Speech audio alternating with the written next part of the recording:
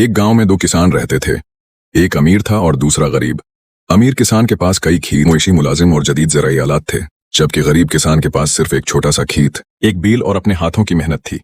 अमीर किसान सारा दिन अपने मुलाजिमों को हुक्म देता, फसलों की देखभाल का ख्याल कम ही रखता और अक्सर शहर जाकर ऐश करता।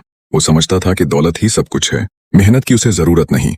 गरीब किसान सुबह सवेरे उठता, खेत में काम करता, बैल के साथ जमीन जोतता और शाम को थका हारा लेकिन खुश दिल वापस आता। उसकी मेहनत और सच्चाई गांव भर में मशहूर थी। एक साल कहत पड़ गया।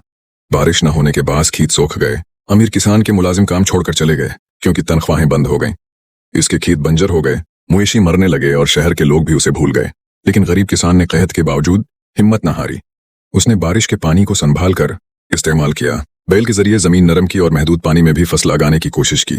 आखिरकार उसकी मेहनत रंग लाई और उसकी खेत में सब्जियां अगने लगे। लोग उसकी तरफ आने लगे, इससे अनाज खरीदने लगे। जल्द ही वो गरीब किसान अपनी मेहनत से खुशहाल हो गया और अमीर किसान, जो गुरूर में जीता था, एक दिन उसके दरवाजे पर आया और कहा, भाई मुझे कुछ अनाज दे दो। गरीब किसान मुस्कुराया और कहा, याद रखो, दौलत हमेशा काम नहीं आती, लेकिन मेहनत और ईमानदारी कभी धोखा नहीं देती।